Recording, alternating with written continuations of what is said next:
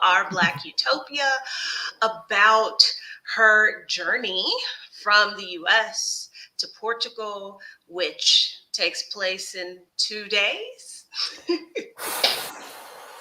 Oh my gosh. I mean, it's amazing. It's amazing. It's amazing that it's here. Okay. Um, but before we jump into that, I need to introduce myself, do all of that rigmarole. If you are new here, thank you for stopping by. My name is Adelia Borshade. I am the creator of the Financial Confidence Academy. I help Black women develop the financial confidence to master their money, to live the life they want, so that if they want to start a business, they want to retire early, they want to move abroad, they want to travel the world, they understand how to get their finances on track so that they can do that.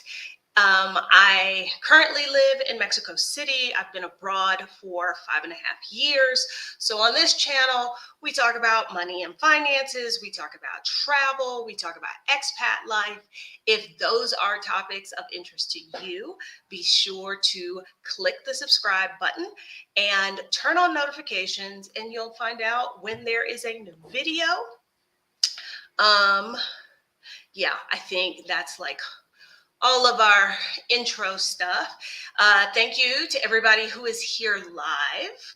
If you are watching this on the replay, hello, thank you for stopping in as well.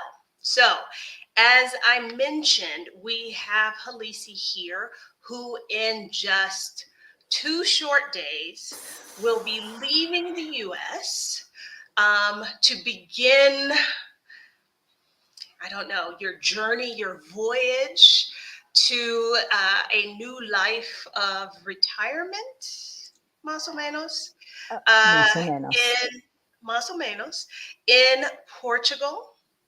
Um, let's see where. Okay, I was trying to think of where did we want to start. Um, why are you retiring abroad? Ah. Um, okay. Hi everyone. Why? I didn't expect that question, but it's interesting. I just noticed on the Exodus Summit website that it said like Nina, Tina Turner, Josephine Baker. I just noticed that like yesterday or the day before. I saw it, but it didn't register. And growing up, I was a singer and an actress. Um, did a little professionally, but mostly in the backyard, right?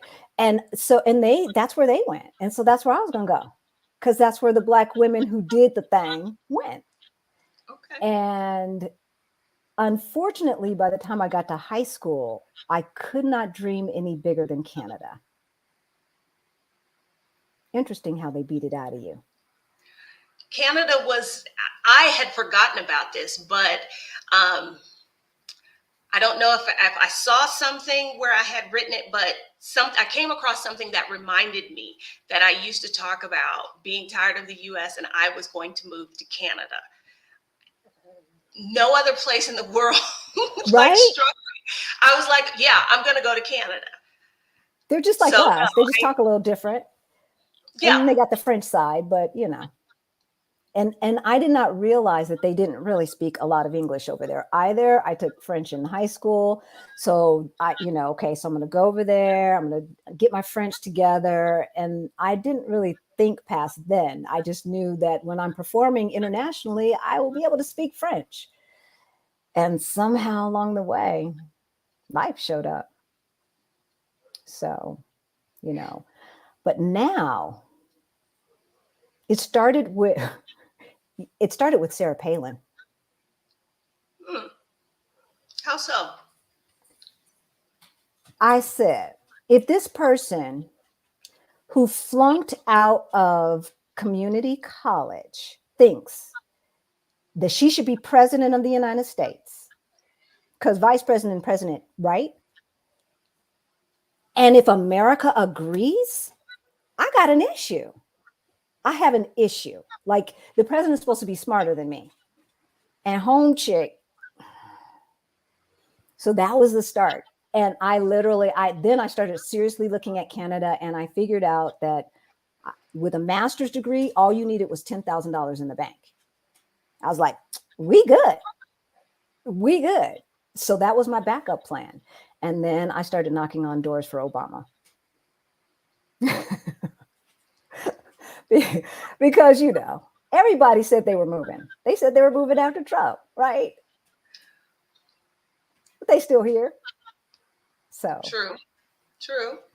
yeah. And so now, after traveling, I think the last time we came back from Europe, 2018, we were planning to go to Santiago in the fall of 2020. Well, we know what happened. But I think we started saying we could have a second house in Europe. So that was the plan. Second house. And then I found out about the FIRE movement. And that changed everything. Around what year was that? It was pandemic. Okay. So we're talking very, very recent. Oh yeah. Okay. I would say we started looking at Portugal pretty early in the pandemic, early enough where we were like, we might be able to go this summer. Those naive times of the pandemic. We're like, this is going to be a cough. Right. So yeah, but that's when I discovered FIRE. That's when my husband actually discovered Portugal. And my initial reaction, knowing Portugal's political history, was no. No. Okay. We're going to come back to that. But we did get this question. And I realized that folks watching this may not be familiar with the FIRE movement, although it is far more mainstream now than it was, let's say, 10 years ago. Oh, yeah. FIRE stands for Financial Independence, Retire Early. So it's the idea that you don't have to work. You don't have to work your whole life. Yes. You don't have to keep working until you can get Social Security, that there are things you can do when you are younger and working to shorten the amount of time that you have to work. Mm-hmm. Really, the part of it I like to focus on is the financial independence piece, because there are people who FIRE at 35. Now, is it realistic that they're never going to work again at 35? No, but it's that financial independence. This is the ultimate FU money, that I don't have to do anything I don't want to do because I got my own money. Now, you mentioned y'all found the FIRE movement very recently. Prior to that, what were you thinking in terms of retirement? Welcome to Walmart. No, seriously, Adelia, I didn't know. Like I was, okay, I was going to run for Congress because that's what they were telling me to do. Okay, there's my pension. But how long do I have to be in there with these fools? I gotta do what? And then I gotta re-audition every 2 years. Oh my God. And then there was another thing that was similar, another path. I don't know because they don't teach you how. And I knew that Social Security was not going to be enough. So no one ever told me just live with the money you got. It's interesting that you mentioned that, because I think I did a video a few weeks ago about the Great Resignation and like how to get financially ready to quit your job.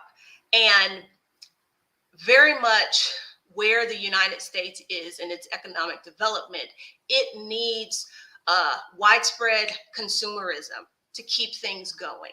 We are Exactly. encouraged at every turn to spend, to buy things. Now, if you look at the numbers and you realize what inflation has done in the last 30, 40 years and what wages have Just not have done, done or not done. there is this huge disconnect. There is no way, I had this realization maybe a year or two when I was in the US after having lived abroad for a while and seeing those prices. I was like, there is no way people can afford to maintain this lifestyle and they've not seen any real jump in real wages if they're not doing it with credit. And we have normalized the idea that credit card debt is just something everybody has and Right? not something that you get rid of. It is just, that's just one of the bills. That's just what you So, do. like you said, nobody says, like, especially now, it is, people are not wholesale discouraged from living on credit, Mm-mm. because I have used credit, but I believe that you have to understand it, you have to understand it for what it is. And it is a revolving loan. And that every Short-term loan, time, very yeah, high interest. every time you choose to buy something and you can't pay it off at the end of the month, what you're doing is you are spending more money than you make. You Then are you not have. living within your means. And see, my parents said that as long as you pay your bills on time, you good.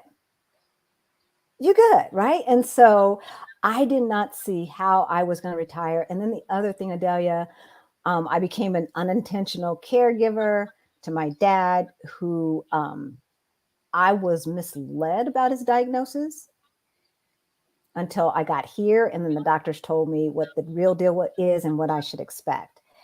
And our American healthcare system is set up to make sure that anyone who needs long term care dies in poverty and their family dies in poverty. That's our system. And not only that, here's something that's really scary with these reverse mortgages. I didn't mean to get into this. We're going to talk about Portugal, No, but I got to but mention this this. is This is it, this is all about all the whole, part of this conversation, though. right? About why, right? So my mom did the silly thing of getting a reverse mortgage. This is, Because now, well, wait, before we call mama silly, we have to own up with the way that they are marketed toward people. yes, yes. Okay. But I That tried to talk her out of it. And I was like, look, I'll help. I don't want to be a burden.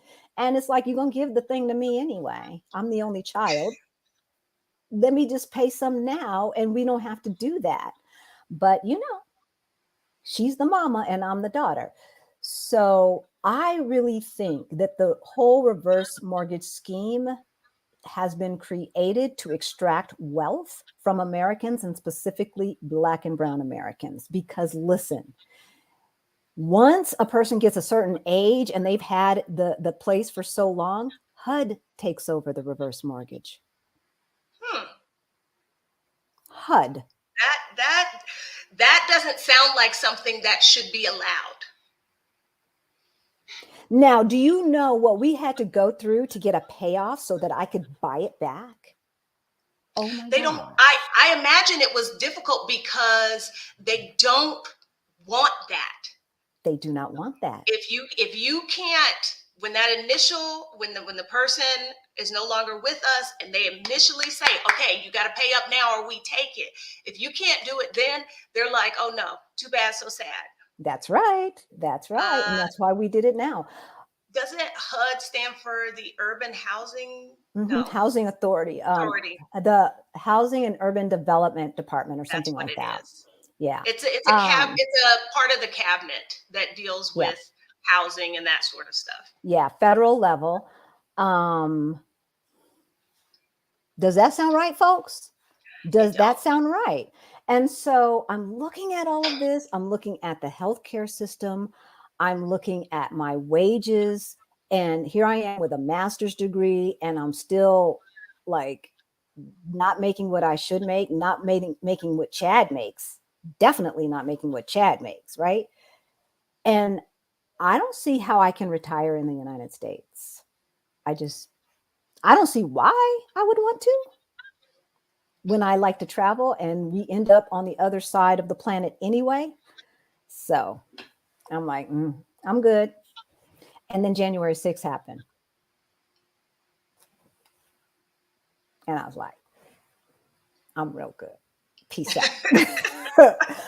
I mean, for those who don't know, I worked in politics. I was working and you have to take a cut and pay to work in politics. So I'm taking a Yes. cut and pay to save this democracy. And these fools are trying to hang their own. Oh no, I got to go. I got to go. I just don't know where. Okay, so the fire movement, discovering that kind of sort of made, because I think you and Rick were the same as myself and many of us. We think about retirement as this thing in the future, but we don't ever think about the details of how we are going to make that To do happen. it. And so discovering the fire movement, and you start to really think about, okay, so what are my numbers?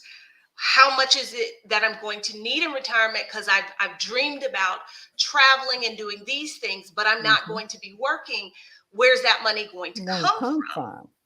from. Okay, so that definitely gets you more honed in and focused on your money and what you're doing. And then the US is USing and doing what it does. So I like the you know, verb. I like the verb. yes.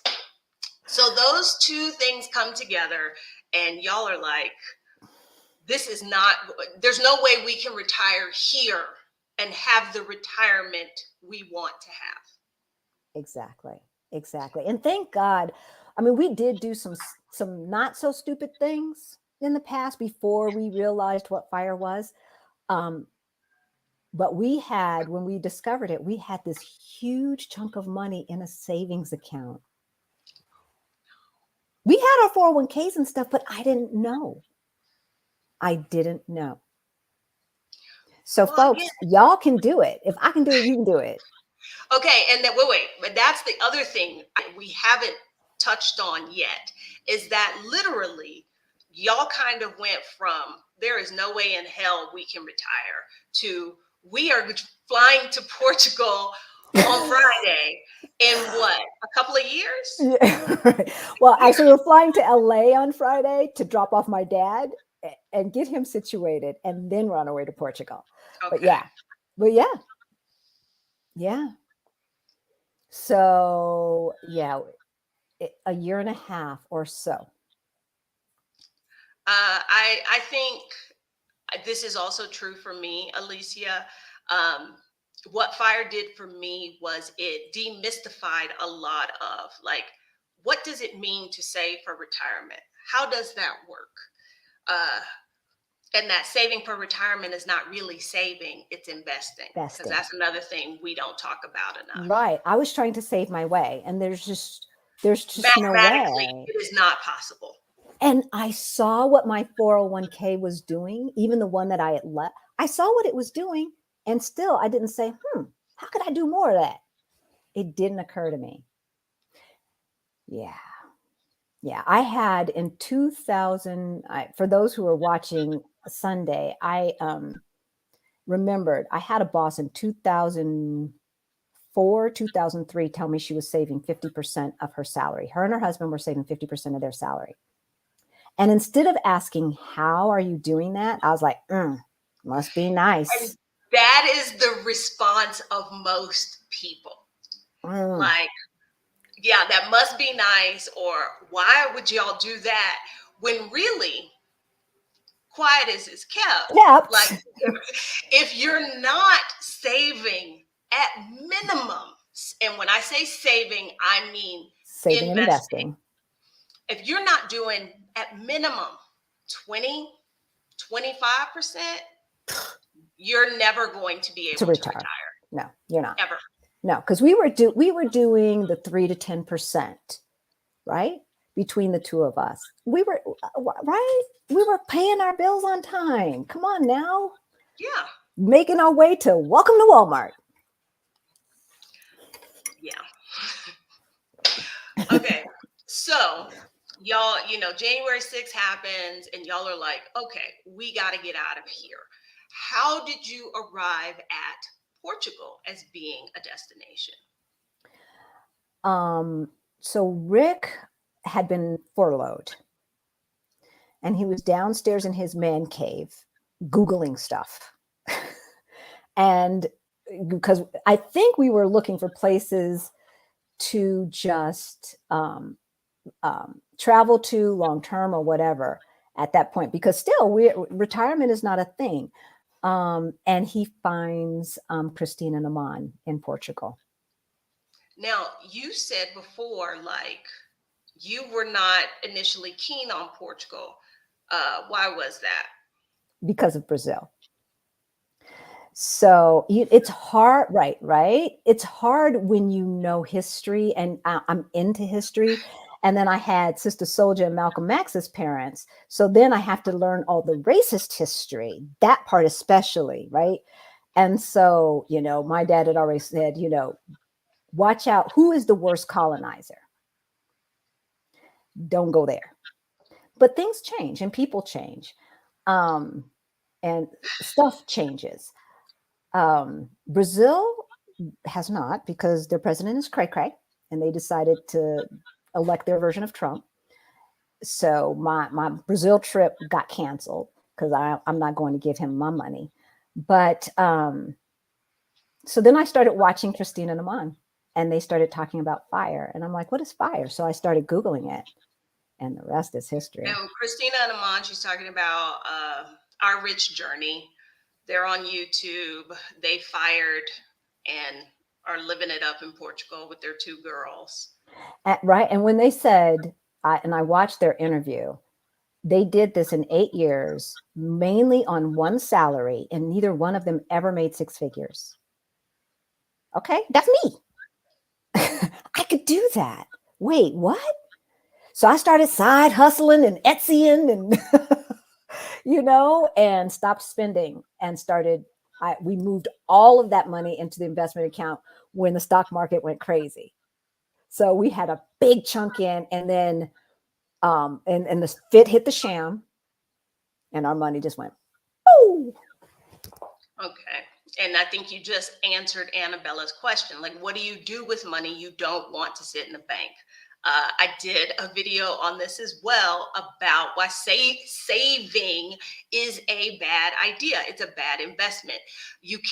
Right now, we are living in a time with some of the highest inflation we've seen in decades. And a savings account might be paying you 0.06% interest, but prices are going up 8%. That math ain't mathing. So you have to invest. This, and I know I sound like a broken record, but for me, this was the thing that did it all. Because even though I'm not a math person, I kept saying, okay, I'm supposed to save for retirement. And they're like, you need X amount of your salary, your current salary in retirement. But I was like, but we got 3 kids at home. We have a mortgage, like, how is that possible? And what they always forget to say is you have to invest. You cannot save your way there. You can't.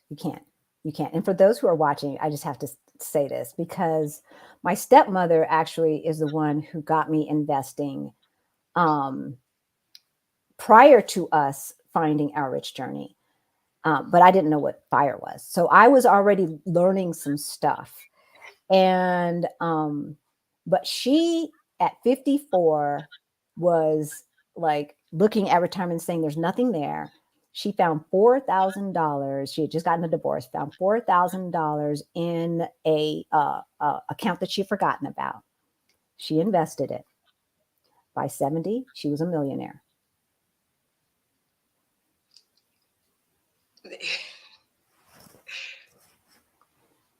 I mean, I would not be sitting here talking to y'all right now as somebody who never made six figures. Now that I'm in these spaces and I see what other people are making, it is disgraceful what I made for 20 years in public education. However, I at least had the wherewithal to invest that money, and I would not be sitting here otherwise. Yeah. Yes. Yeah. So, Okay. So you're watching our rich journey. Y'all are like, okay, Portugal might be where it's at. Now, have y'all visited Portugal before? no. Okay. So, Spain. And so we start, oh, he started with Spain, and he's like, okay, so I see their visa process. I like their weather. What else is around Spain? Oh, there's Portugal right there. Let me check out Portugal. And it was just like that. I mean, we just stumbled upon it. And then the more research we did, and then seeing I think the clincher to me, because, I've been taking Spanish for the last 2 years. So it was Spain, or it was Mexico, or it was some place where they speak Spanish, because I've been taking Spanish for the past 2 years, right? That's where we going. Not that other place. But there was something about Spain that I couldn't put my finger on.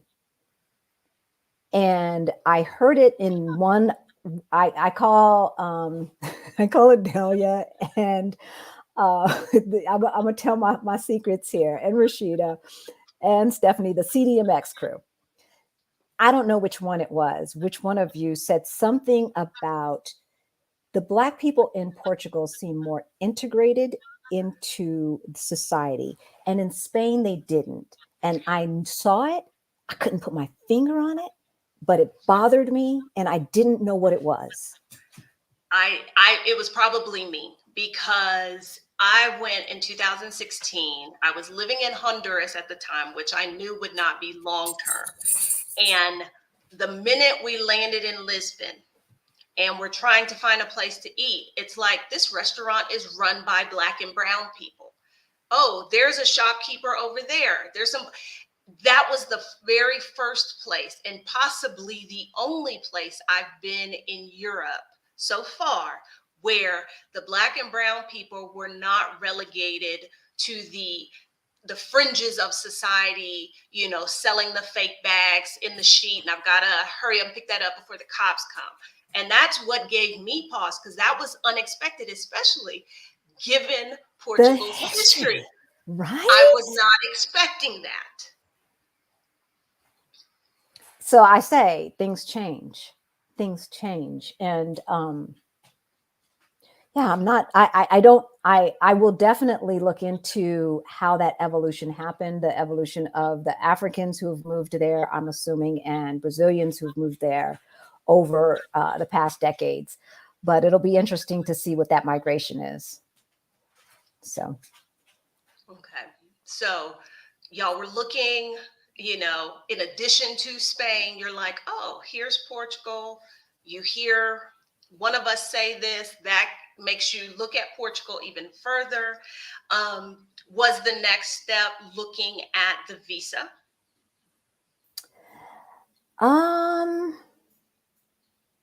No, I think the next step was walking around Google Earth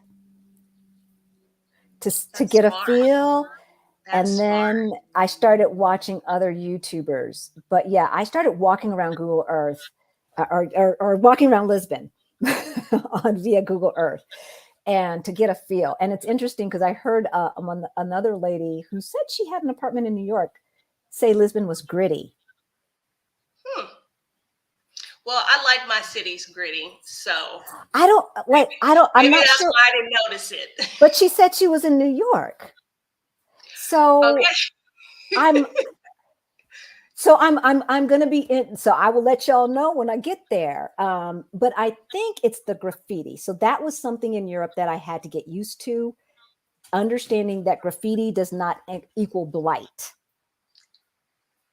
Right. As a city planner type person. Right. So I remember when we pulled up in Madrid, and we were in the old town, like the El Centro, in an Airbnb, and it's a one way. And he zooms in. Of course, we got 10,000 luggage because we're newbies at this thing.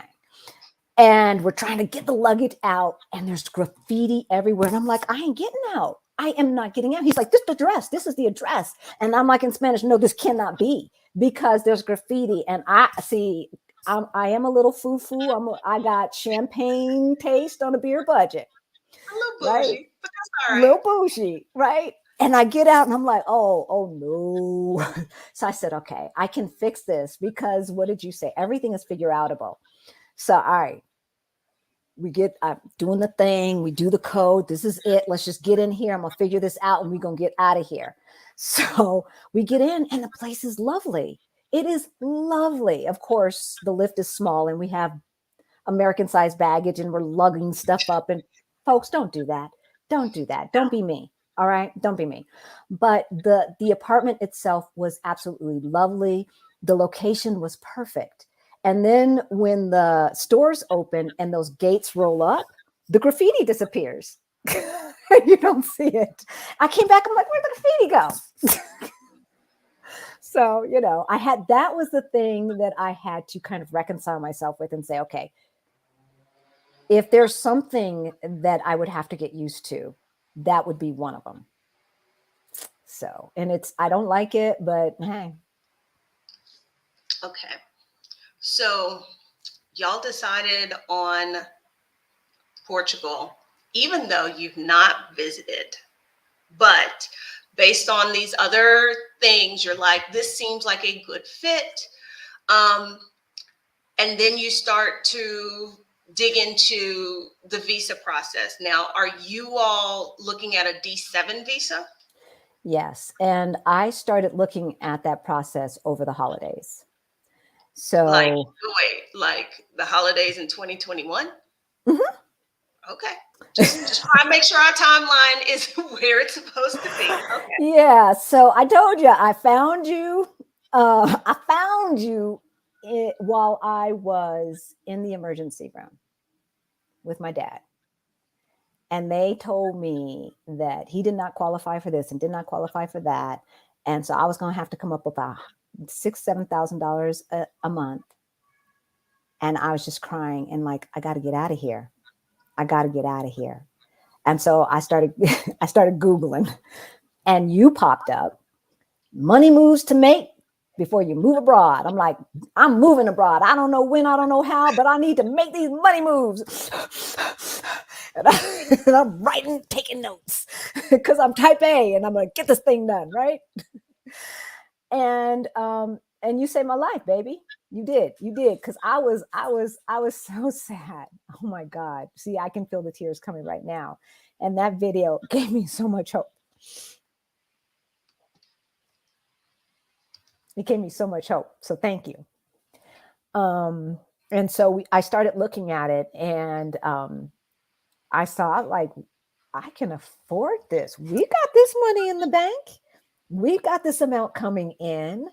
So we can do this. There were a lot of unknowns. And so I started going on you guys said go on the Facebook groups. I went on the Facebook groups. I went into the white ones and just lurked and didn't ask questions. And that's, I think, the best way to use those groups.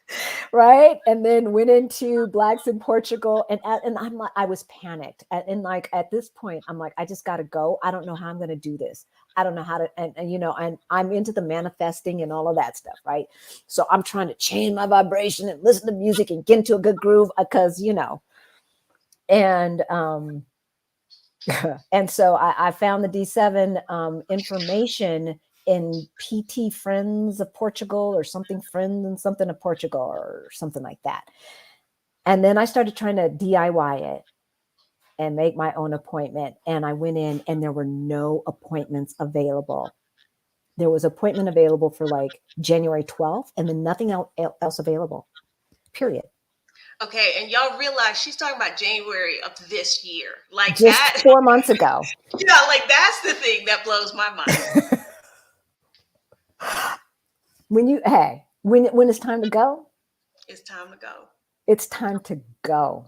And I spent all of the holidays in and out of the hospital, sitting in the room, looking at binging videos and planning my escape. And I had no idea how I was going to make that happen. And I'm still trying to work. I don't know. I don't know how we make it happen. I don't know, but it's going to happen. And crying and handling it and doing all of this stuff and panicking. And then I'm like, because so in my mind, we were moving November 2022 because I do politics. So I got it. I got to work till the election, and then that's fair. I'm out. So, um, but there's no appointments available, and I'm panicking. So now I'm on Exodus Summit, and I'm buying their Portugal Move Abroad package, but Rashida is in the Antarctic, and Stephanie doesn't do admin, and I can't get in, and I'm panicked. I'm laughing at the Stephanie doesn't do admin comment. I ain't You're got not it. I did not get an answer until Rashida got back. I know that. And I didn't expect to. And I did not expect to. Right. So I'm panicked. I am panicked. So finally, I have to ask a question in the white group. And I brace myself and I'm saying, I don't know what's wrong, but there are no more appointments available for all of 22. And I got to get out of here. And they said, oh, they release new appointments every month. Okay. Okay. And let me just interrupt you here in case you are watching this and you're like, why did she have to brace herself for a response to the question she posted in one of the white Facebook expat groups? Those groups tend to be very large and they tend to be fairly hostile to anyone, not just people of color, but to anyone.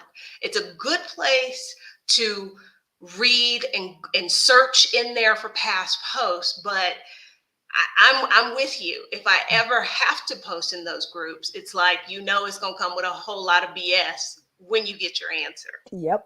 Yep. But I got the answer. And that was the only place I'd found it. No one else had told me, oh, yeah, they release new appointments every month. Okay. So then really I could wait for Rashida to get back from that trip that she took. That, like, who would want to go? I don't know. Yeah. Who would want to go down there? I don't want to go to the ice and the snow. Okay, so you bought Exodus Summit, if you are not familiar with, is the preeminent uh, summit for Black women who want to live abroad, who want to take a sabbatical. They did a series of workshops last year, one on getting residency in Mexico that I helped with. They did one on getting residency in Portugal and one on getting residency in France. So if those are of interest to you, you can go to exodussummit.com and you can find those there. They are available for purchase. Okay. So Yeah. we're still earlier this year. You're going to be able to get an appointment. You've got this workshop that you're going to watch to tell you about that process. Yeah. Okay, And then quitting my job at the same time. Okay. And I was the executive director, so it was more than just Deuces is more than that, huh? yeah, because I had to make sure payroll got done. Yeah. Didn't nobody else know how to do it. If anything else, payroll was gonna get done, right? So I had to make sure I got paid. But yeah, so I had to quit. Yeah, I had to quit my job, and it's hard when you work at a small firm and there's like 12 people. So it's kind of like family, even though they're not. That was hard. Okay. Now, can you give us just kind of a brief overview of what it was that y'all have to do to get a visa to live in Portugal? Yeah. And some of this stuff will depend on the consulate. Does that sound familiar? Yeah. but what does not change is the money part. And so basically you have to have their minimum wage and a half. You need to have that, probably a year worth of that in the bank. ish. And then you have to prove that you have that coming in any form. So if you're an entrepreneur, you just have to show bank statements. If you have a pension, then it's pension, Social Security, whatever. So those are the two things. You have to get your NIF number. I don't know what NIF stands for, forgive me, but it's kind of like a Social Security number, but not Yes. because I already have my NIF number for Portugal, and you have to have that tax ID number to get a bank account. You also have to have a bank account prior to getting your visa. That's where Mexico's is Which easy. this is unusual because normally in countries they don't want people who don't live there opening bank accounts, and they normally aren't giving out taxpayer ID numbers to people who don't live there, but this is Portugal's process. This is the process. And so when we go in June, we'll open up a bank account and move some money in there. And we will also start getting health insurance. So you have to have health insurance also before you get your visa. And their private health insurance is very affordable. You can get it from the bank. And so we'll probably, So we'll probably just That's just go so wild, ahead. right? Health insurance being easy to get, maybe not that expensive.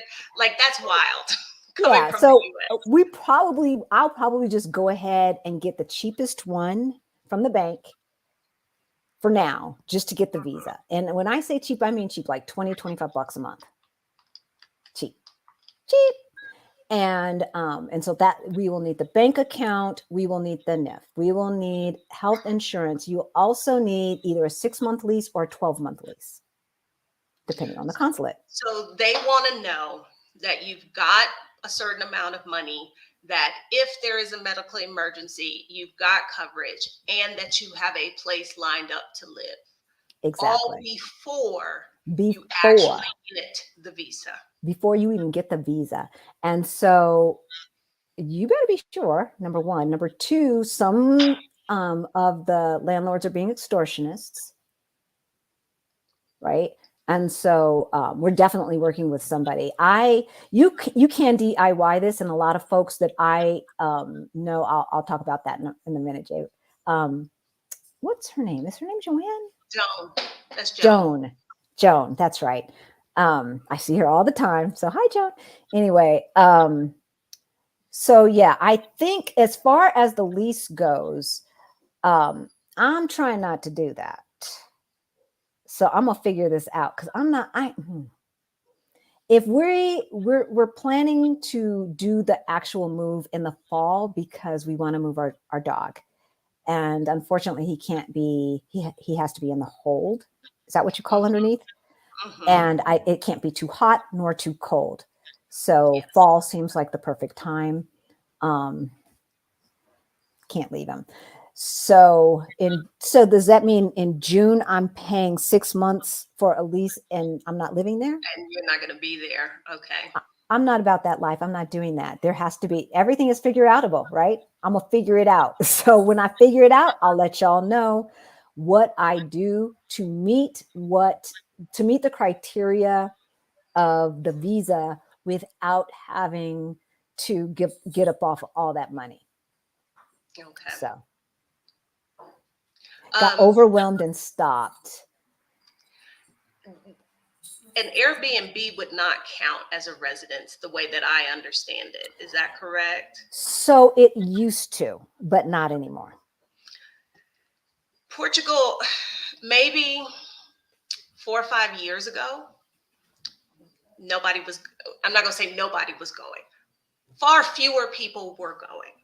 Now there are tons of people going, which is, I think, part of the reason you've seen rents go through the roof, and maybe why something like an Airbnb doesn't count as a resident anymore. Unless you go on to the Airbnb website and get the guy or female, whatever, the person to give you a lease off the platform, then yes. But like just saying, yeah, I've paid for 3 months of Airbnb, here it is. No. That doesn't work. That doesn't work. And then as far as the rents go, interestingly, so we are working with Gail that we got through Exodus Summit. But we were working with somebody else before, and I want to mention who they are and how much it costs because, Okay. but, but as far as the rents go, Airbnb rents are out of control. So June is costing us about $2,200. Wow. And we're not staying in Lisbon. We're staying on the other side of the bay. Oh, wow. Yeah. Yeah. But it's just a 10-minute ferry ride. So this will be interesting because so I did my Google walking around, and it is charming. It is really charming and really cool, and literally just a 10-minute ferry ride. But the other thing that I did is I started looking at unfurnished apartments. And I found nice 2 and 3 bedroom unfurnished apartments for 700 and 800 euro. Okay. Now Updated. yes, updated is important, especially when you're talking about a place as old Old as as Europe. Lisbon. Lisbon, yes. Updated is important. Yeah, that's more in line with the numbers I had heard previously. Now, you mentioned you opted not to DIY this because I know there are people who do. Can you talk a little bit about like what does it cost to get some help? Yeah. And why I didn't. So if I didn't have to deal with my father and that whole bureaucracy, I'd still DIY it because I'm hard headed and I think I know everything. So I'd have done it. But ease, I'm Yeah, we're embracing about ease. ease. Like, do I have to? Do I have to be the one to do everything? Hell no. So I some folks who have been looking at Portugal might know about Expats Portugal. They have a show, it's a website, and all of this thing. So I found them a long time ago, and they have vendors, and you get a discount if you're a member, and yada yada. So I went to one of their relocation people. Honey, she gringoed me. The whole thing was going to cost 5,800 to 6,200. Wow.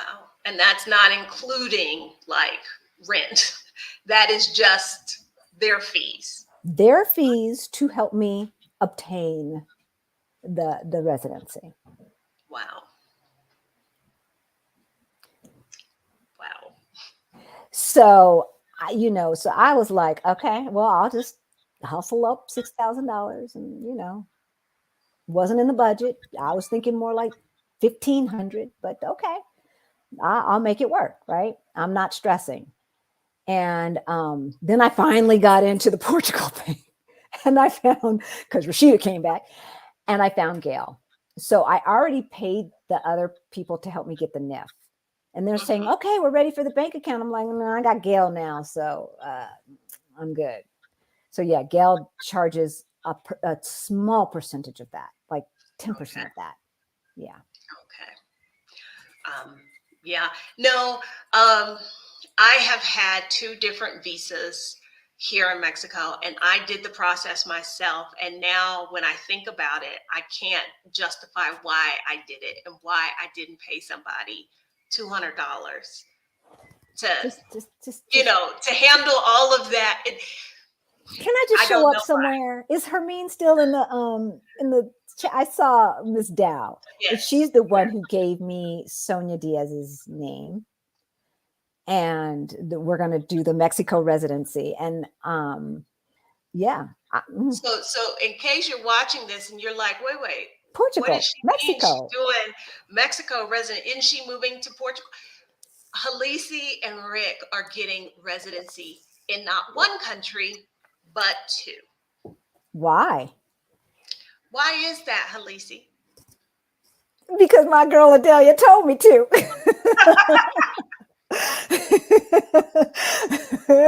And sometimes I can follow directions. So I looked into it, and it it was easy. Mexico was easy. Mexico was easy. I followed what you said. I followed what Rashida said. I followed what the consulate said. I went in there with our stack of stuff because wife always does this stuff.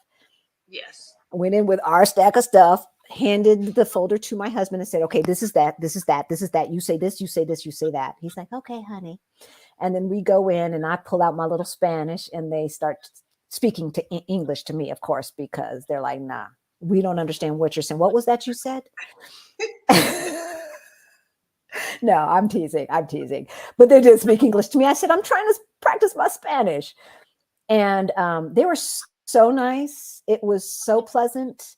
And what And consulate did y'all go to apply Denver. for your Mexican residency? Denver. Okay, Yeah. I have a girlfriend here who was just on the channel last week, twice, I think. She just got her residency in Denver Oh, and that's just went right. Monday to get her green card. Good for her. So, yeah. Good for her. Yeah. Denver, they seem to have their stuff together and it was pretty succinct. And I'm going to tell you, talk about manifesting and grace, because technically we did not qualify for permanent residency. I'm not a pensioner. Okay. Let me say this. The way Mexico has laid out the requirements, you do not need to be a pensioner. Now, for some reason, whether it was an internal decision of the various consulates in the US, or if there was some memo from somebody in Mexico that said, look, don't give permanent residency to any more 30-year-olds. For whatever reason, probably in the last 3 years, Mm, they have been very hesitant to give permanent residency, even if you had the money or even if you had beyond the amount of money you would need for right. permanent, to give it to somebody who was not receiving a pension, who was not getting Social Security. When I went to Houston, and they were like, but you need to have Social Security. And I was like, look, woman, I have never contributed to Social Security as an adult. I'm never going to get a Social Security check. She was like, that's your problem. This is what we need. So that is not Mexico's rule. However, many of the consulates have decided that to get a permanent visa, you need to be retired. And their definition of retired is you have a pension from somebody. Yep. Yep. So technically we didn't qualify. But I don't know. She looked at us and she said, I'm going to give you permanent residency. And I'm like, of course you are.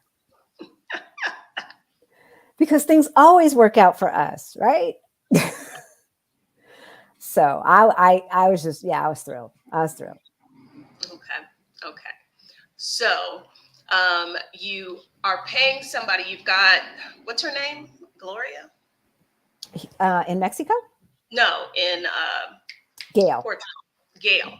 So Gail is going to help with the process. So when y'all go in June, you're going to, like, you had an appointment in the US, or is the first appointment you had in Portugal?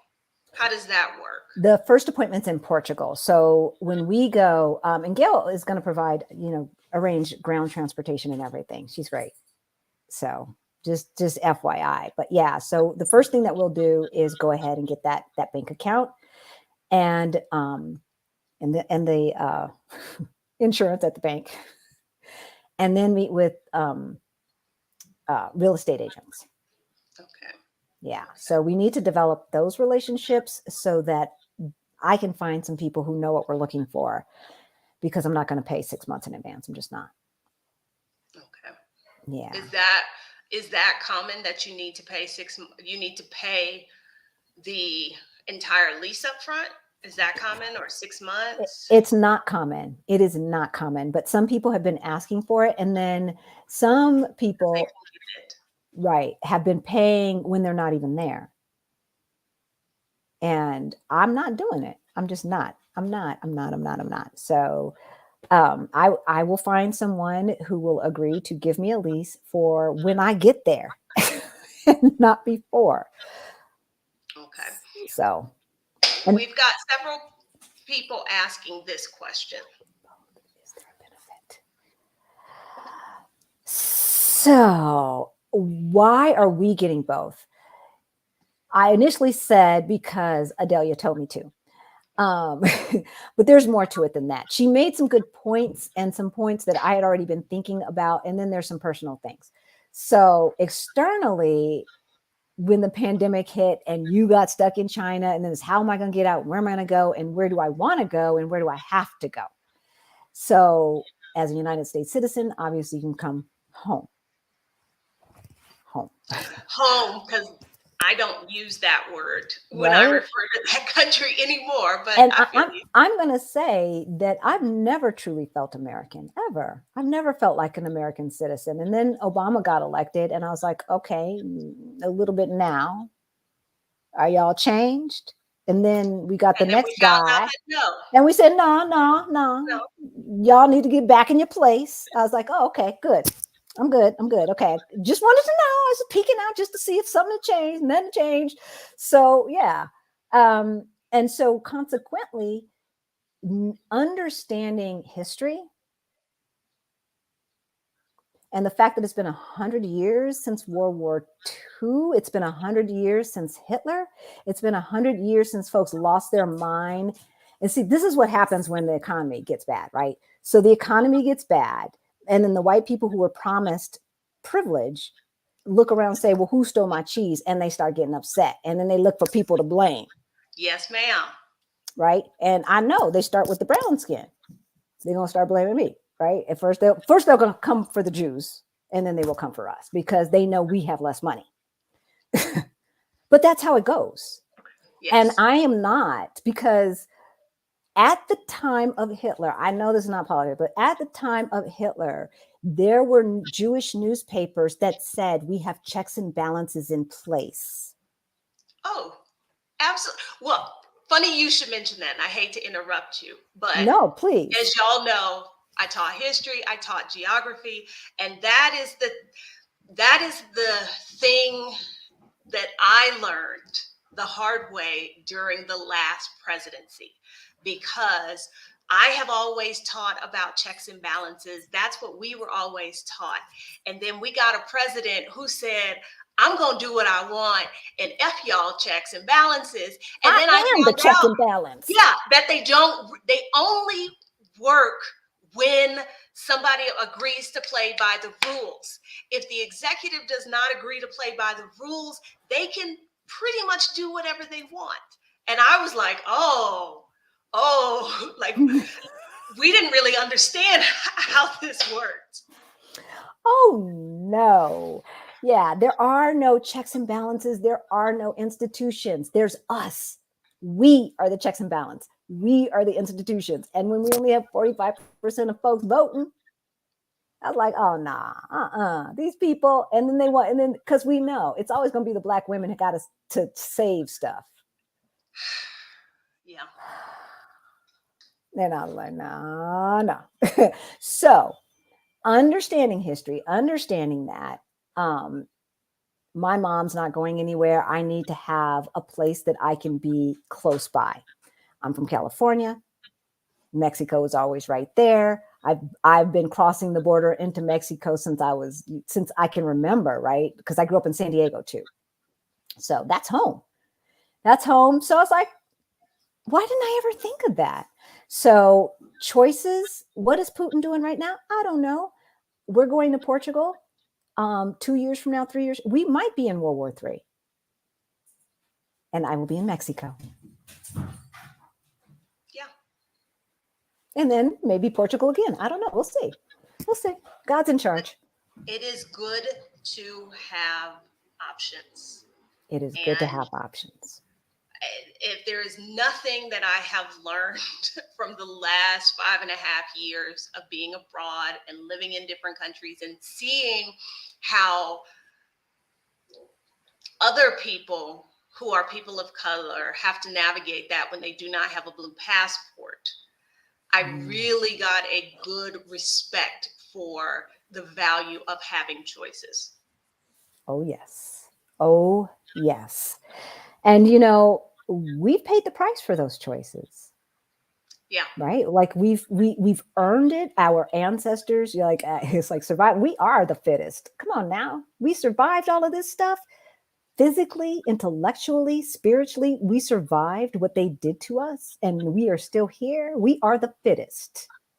But you ain't about to break me trying to fix this stuff. Yeah. You and I have talked about this before, but as I was watching all of the things unfold in spring 2020 from my little apartment in China, I just was I was the ultimate Gen Xer. I was like, I am so done and over all. I'm not trying to fix this. This is on somebody else because we for the Right? last 50 years, 60 years, we have done what they said we need to do. Just play right, just get you an education, just do all these things. And eventually they will consider you to be one of us, one American. And the shit that went down in 2020 was the same shit that went down in 1965. And I was like, you know what? We I'm have done. the same We're conversations. having the same The conversation, and same I am conversation. done, and I am going to choose let the young folks fight, but I'm of the personal thought that this is the beginning of the decline of modern civilization. And It so is. I'm going to enjoy it as much as I can.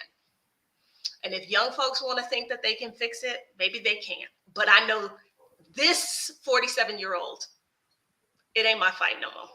Nope. Hopefully I have equipped the kids because I'm Yes. passing the baton. Yes. Yes. Okay. All right. Okay. So you are, y'all are going to go to Portugal next month. Do all of that.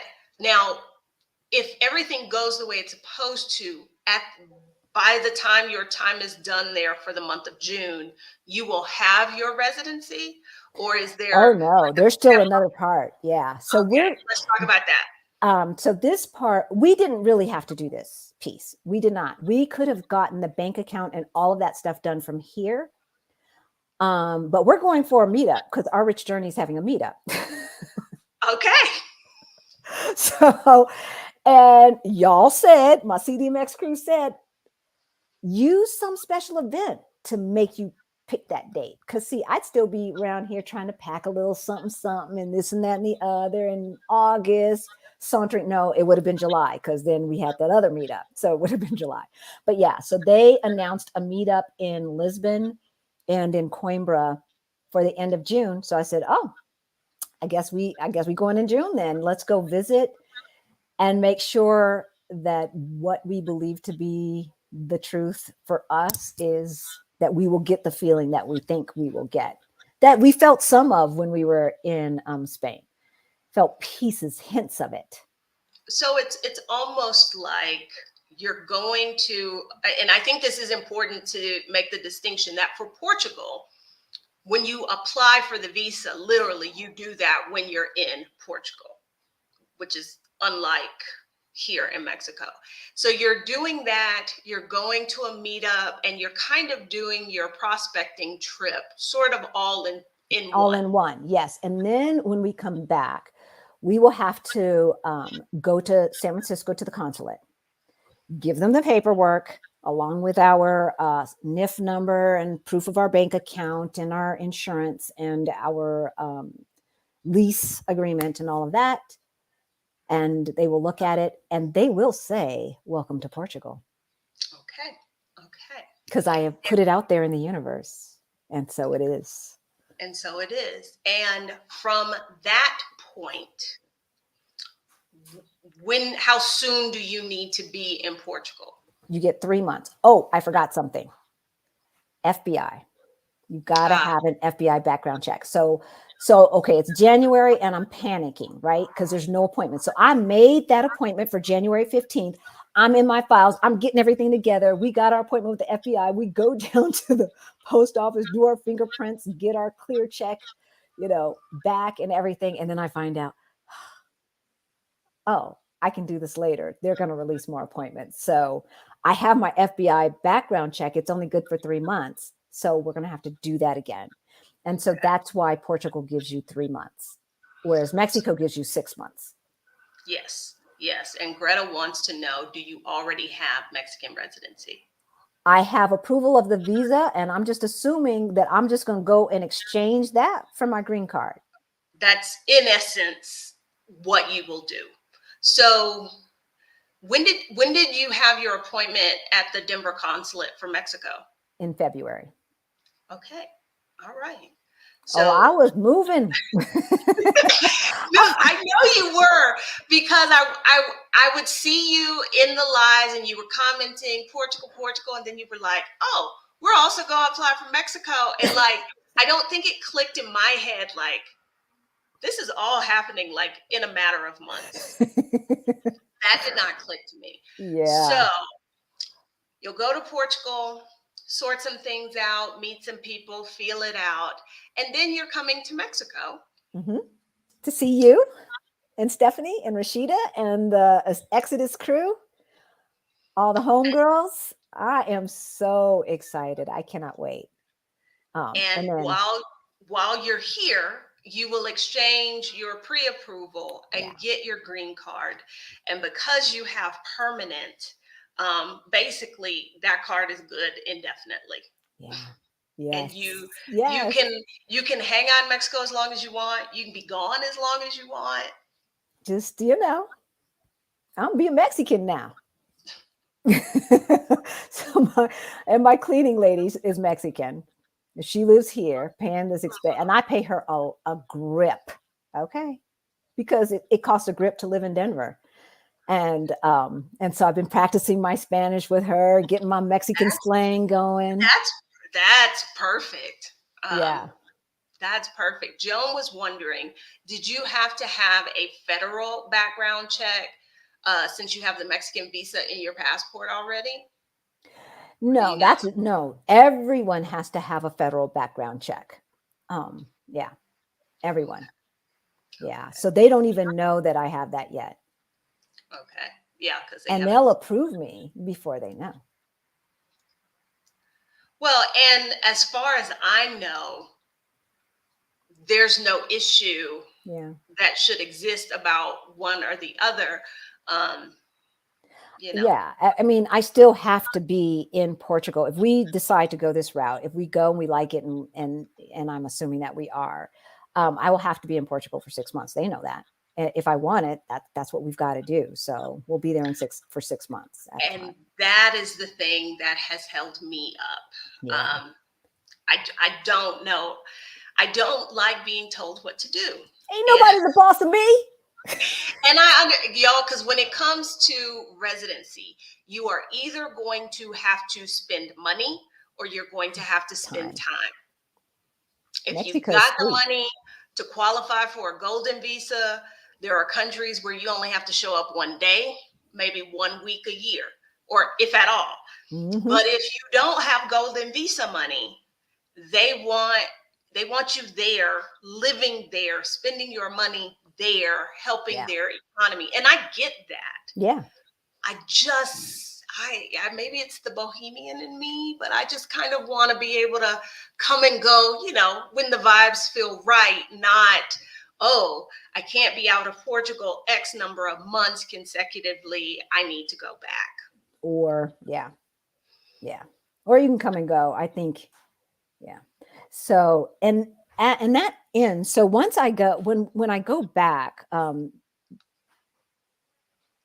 you have, I think, a month and a half or something to get that appointment together to go back to Seth. I don't know. Gail's handling it anyway. We will have to do some kind of exchange thing at that point. And But I at think that, at that point you have to stay for at least the duration of while they're sorting things out. I know because I've seen like when yeah, Driven Spice did her residency, I remember her posting about like mm-hmm, I'm back in Portugal now and I can't go anywhere yeah, for X amount of time yeah. until that's sorted. But there's 2 islands to visit in the country.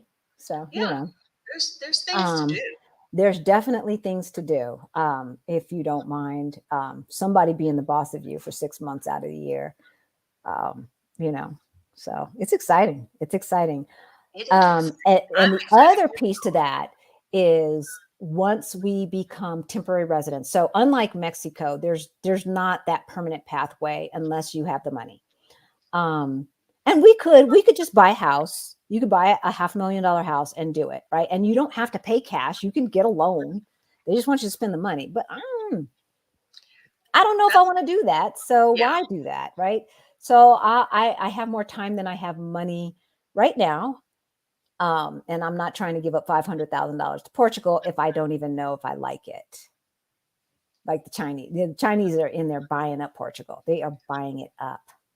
They're buying up everywhere because they've got lots of cash. And if you are Chinese with money, you understand that keeping that money in China may not be the best move Best long move for term. you. Yeah. So Yeah. so yeah. hmm I mean, and I don't think people are aware, but yeah. So, and then the other key thing I think about Portugal that that put it to the top of the list is soon as you become a temporary resident, you get access to their healthcare system. And that's important. Okay, we had a couple of questions. I don't know if you can answer. When you have to be in Portugal for 6 months, you have to be in Portugal. You can't just be in the EU. You That's have the to be in way I Portugal. understand. Yeah, you have to be there. And then Greta had a question about, does that still I don't exist? think so. Once you become permanent, I don't think so. I think it disappears. So it depends on which office you go to, but typically you get 1 year and then you get 3 years. And then after the 4 years, you can apply for permanent. However, some people have gotten because the pandemic has made things weird. So some people have gotten 2 years and then 2 years. And then Christina and Aman of Our Rich Journey, they got the whole 4 years. Okay. Maybe they looked at the bank account and said, please stay. Yeah. And because that's something you have to realize. Countries like Portugal, Spain, Italy, Greece, that all have visa schemes to get people in who have income from somewhere else or savings. They want people that are going to stimulate their economy. Those are Right. 4 countries who are doing, they're probably at the bottom if you're looking at the EU as a whole.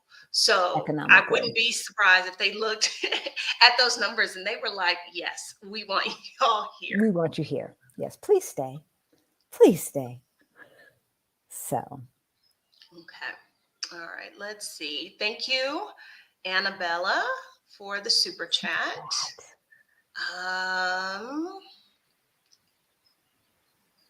You have to stay in the country for 6 months. Yeah, no. Okay, we read that yeah. one. I know Elle is talking about like when you travel within the EU, your passport doesn't get stamped. That is true for most of Western Europe. Yeah. If you're bopping around Eastern Europe, like I went from Romania to Hungary via train because I'm thinking about the trains that exist in Western Europe. And these are 2 EU countries. I thought, no problem. No. First of all, it seemed like a Soviet era train I was on.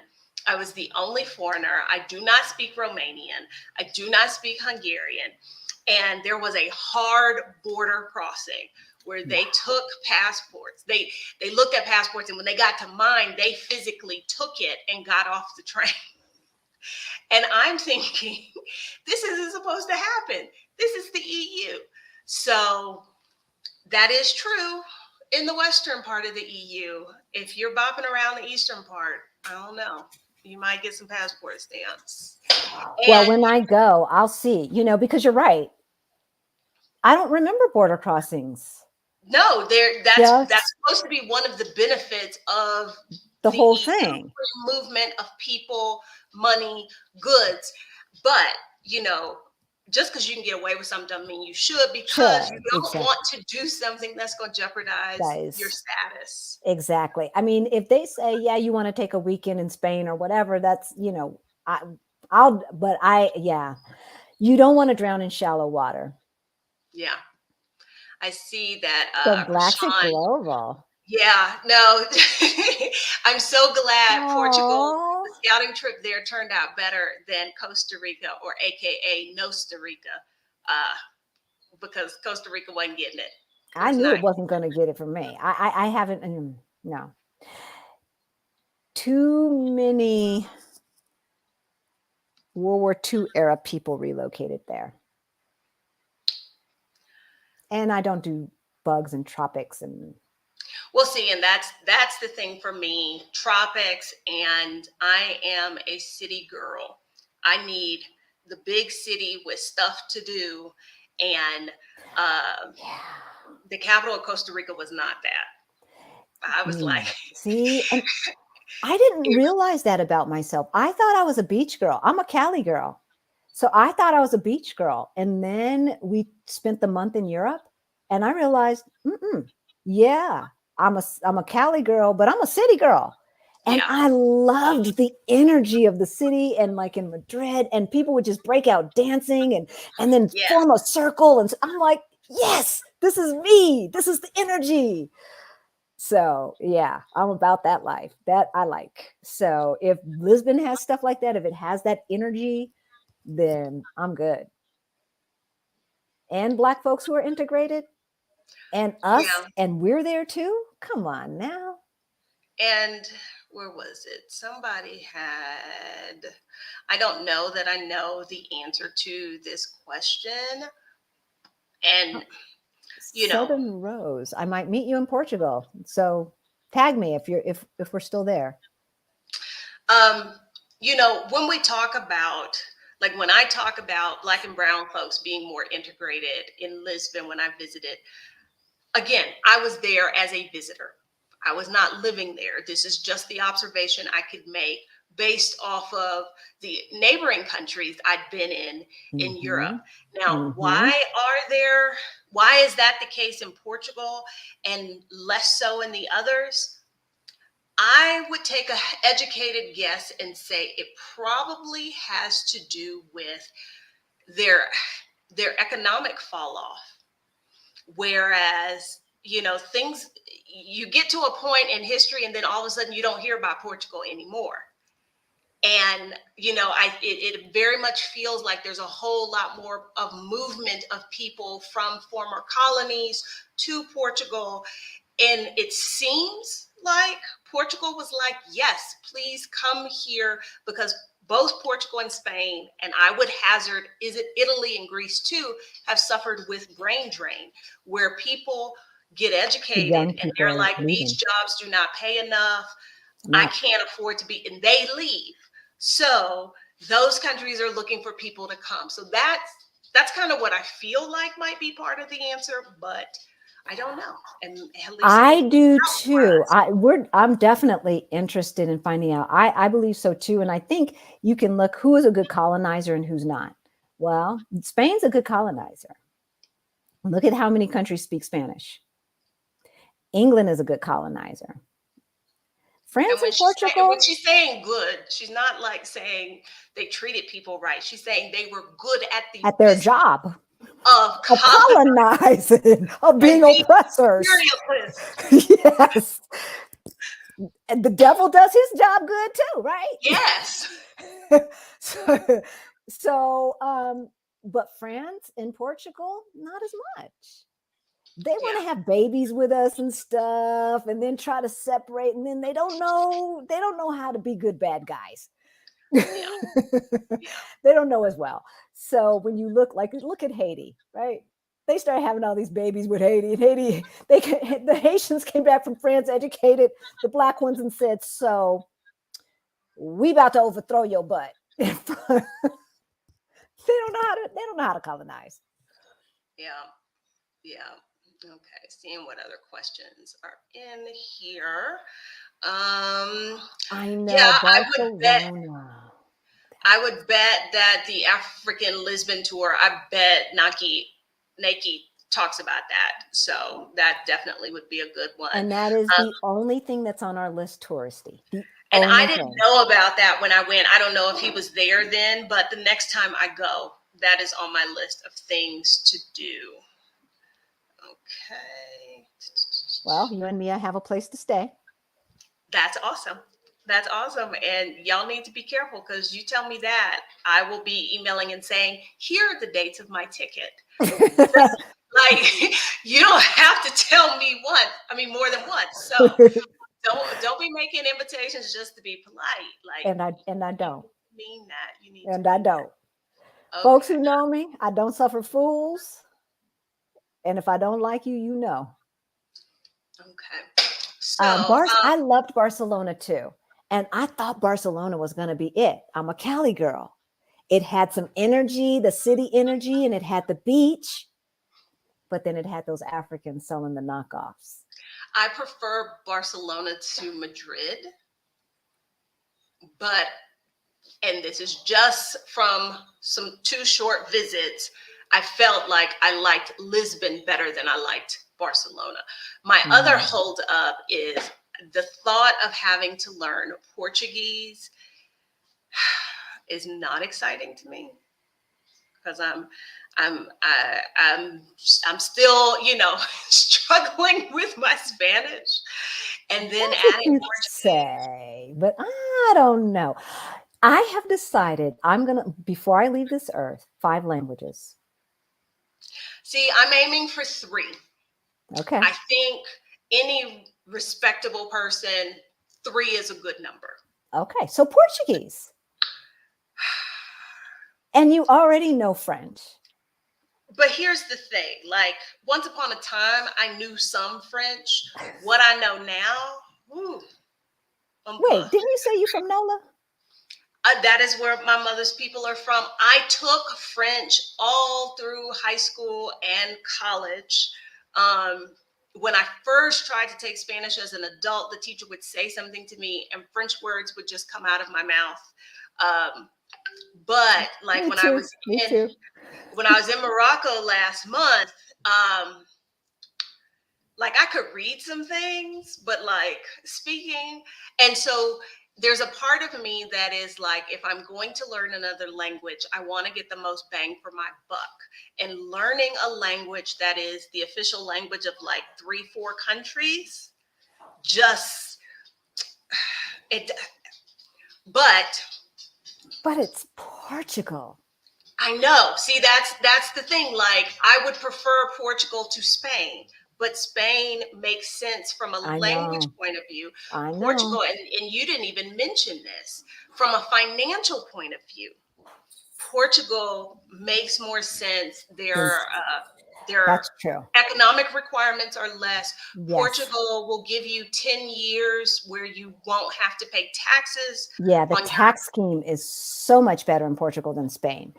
Also, in doing research,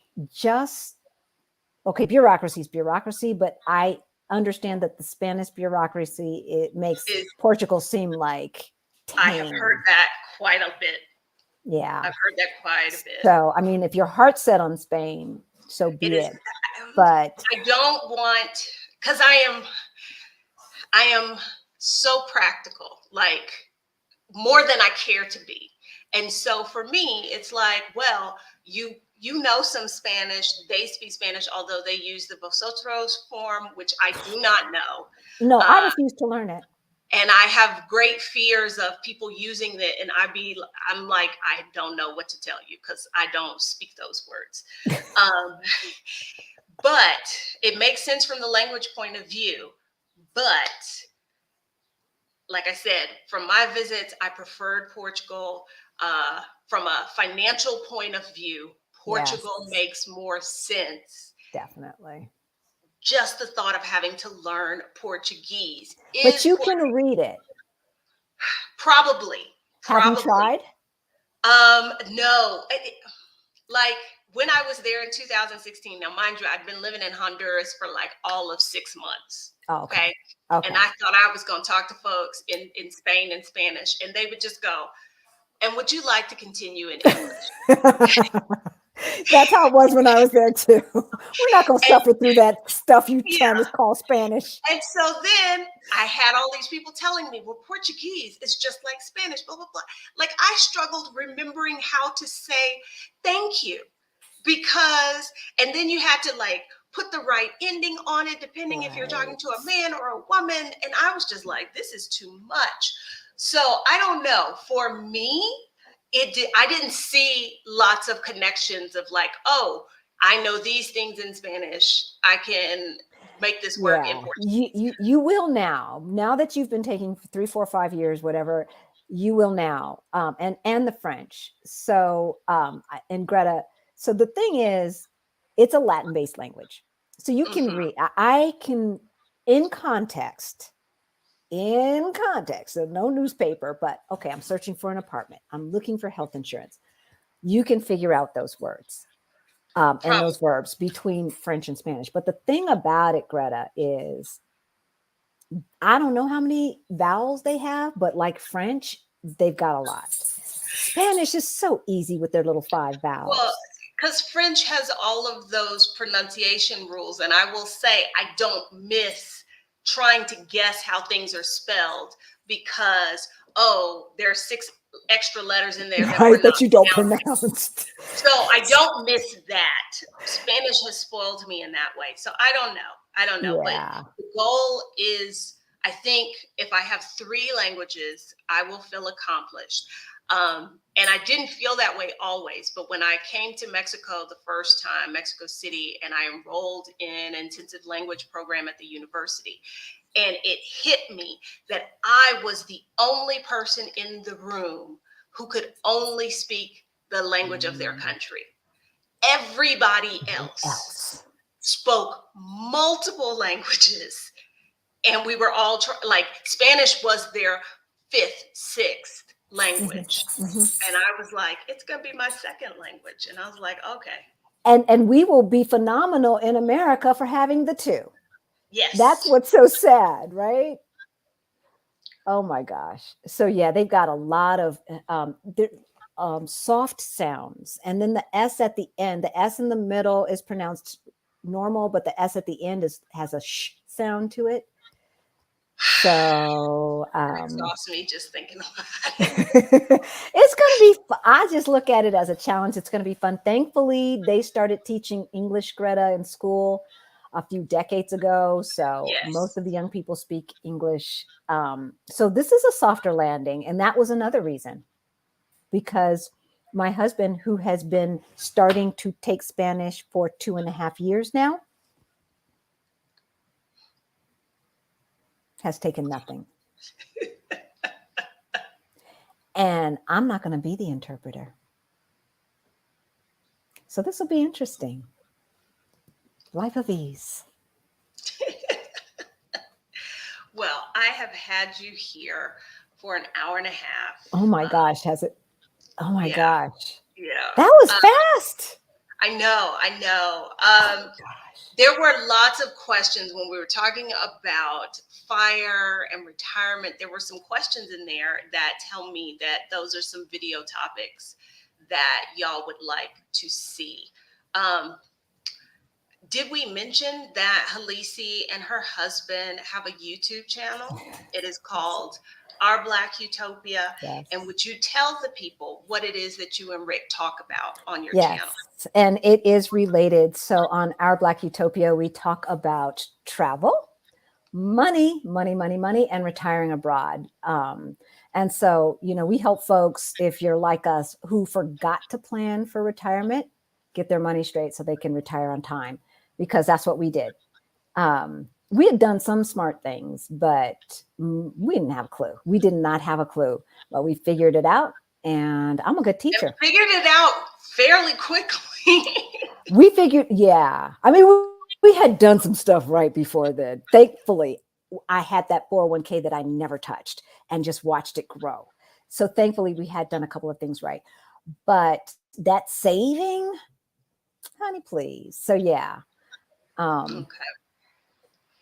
So I have dropped a link to their ready to retire toolkit, and I will add it to the description of this video. So definitely go over to Our Black Utopia on YouTube and subscribe to their channel. Yeah, we have And fun. We have yes, fun. Follow us to Portugal and then to Mexico and wherever else we go. We also have, I think, 2 more spots left for Beyond the Bling, which is our basically money makeover mindset program. So it's 6 weeks of group coaching, and it starts May 15th. And I think we've got okay, 2 spots left. okay. I didn't get to these questions because we've been here like a while, y'all. And when folks um, catch this and they're like, oh my gosh, that's an hour and a half, that's 2 hours. I just want to mention that, yes, I do one-on-one coaching sessions because really and truly, there's so many people out here who have had 6-figure jobs, and they talk about like, oh, this is how I retired early and how I moved abroad. Y'all, I was a public school teacher for 20 years. I didn't make any money. Okay, so if I can do it, anybody can. So there is a link in the description where you can book an Ask Adelia session with me. There is also a link in the description. If I have the Financial Confidence Academy is a group coaching program that we're kind of breaking down all of the different financial topics. So last month in April, we talked about retirement accounts. This month specifically, we are talking about investing in the US stock market. If that sounds like something you're interested in, you might want to check that out. Thank you again, Halaisi, for being here Oh, and are you being kidding so me? transparent, Oh, because absolutely. there is, just like we said at the beginning of this, there are those things that people never say. Mhm. And so I appreciate you being here and saying, we did not know this, but now we know this now, and this is what we're doing. Yeah, yeah, definitely. I hopefully someone heard. Hopefully someone got some hope, like I got hope 5 months ago. You know, Yep. so if that And happened, it's all good. yes, and Layla, you are right. The more we talk about money, the faster we can exit the US. Yes, yes, Seriously though. exactly, exactly. Seriously though, and yeah, and Beyond the Bling is for couples only, by the way. Okay. Okay. So that's important to know. Like, I may not resonate with somebody because I am consciously uncoupled and, and will remain unpartnered indefinitely. However, if And I can you understand that too. yeah, but if you have a partner and you're trying to navigate how to do this together, you definitely want to check out what Halaisi and Rick are doing with Our Black Utopia. Because if you did you hear Tracy and Monica? They're married. They were not on the same page. Yes, They were not on the same page, and folk, you got to be on the same page to make. And that's another thing. That's how we made something happen this fast, is that we were on the same page. there you go. There you go. Thank you, Abba, for the super Yeah. chat. Appreciate you. Thank you, everybody who is here live. If you are watching the replay, thank you for sticking around for an hour and a half, an hour and 34 minutes. So, yeah, thank you, everybody. And we are going to sign off now so that I don't monopolize all of Halaisi's Wednesday night. Bye, y'all. I'm going to pack.